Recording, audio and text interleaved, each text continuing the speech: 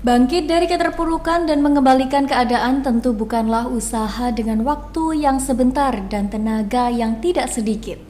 Perlu mencari solusi dari titik awal kegagalan hingga membuatnya merugi. Kebangkrutan saat menjalankan usaha tentunya bukan suatu yang diharapkan, namun memang sudah menjadi resiko dalam berbisnis. Jika hal ini terjadi, maka apa yang harus dilakukan? Berikut sejumlah langkah yang perlu Anda cermati.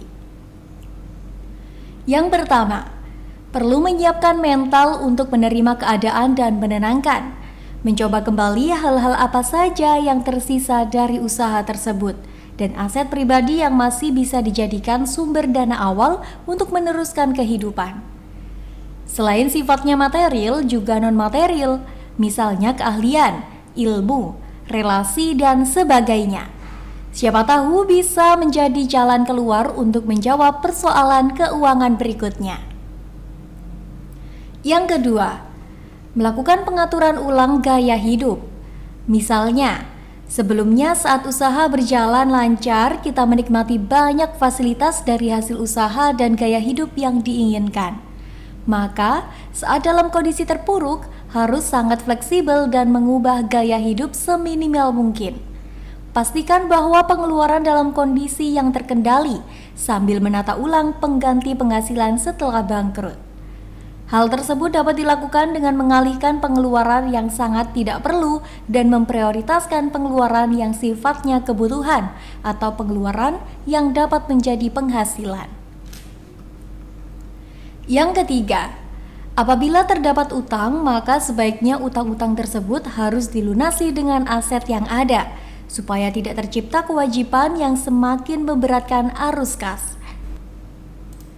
Selain itu, konsolidasi utang juga dapat dilakukan, namun hal tersebut tidak mudah. Pasalnya, ada beberapa persyaratan sebelum pada akhirnya utang dapat dinegosiasikan baik secara besaran bunga maupun jangka waktunya.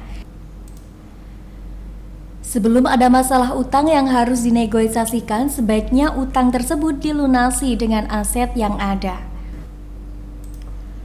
Usahanya tergolong yang sifatnya mengikuti tren, bisa juga karena kesalahan dalam mengelola arus kas usaha, kurangnya persiapan menghadapi persaingan dan perkembangan teknologi. Selain itu juga masalah utang. Meskipun berutang dapat menjadi salah satu menambah modal untuk ekspansi usaha, namun, apabila gegabah akan menimbulkan masalah. Misalnya, berutang yang tidak menimbulkan efek langsung terhadap peningkatan penghasilan usaha atau menciptakan efisiensi operasional. Akhirnya, utang tersebut membebani cash flow usaha. Lebih parahnya lagi apabila utang tersebut ditutup dengan utang yang lain yang berbunga tinggi.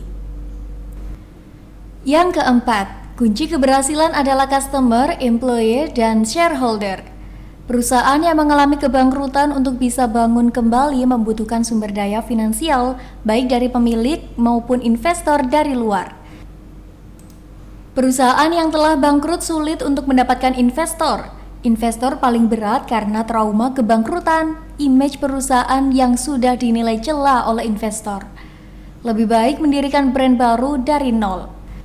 Salah satu kunci keberhasilan bangkit dari kebangkrutan adalah 90 hari pertama setelah bangkrut. Hal itu dilakukan untuk menunjukkan kembali kepada 3 komponen penting apakah perusahaan masih memiliki value dan revenue untuk tetap menghasilkan keuntungan. Karena kalau terlalu lama justru akan turun terus.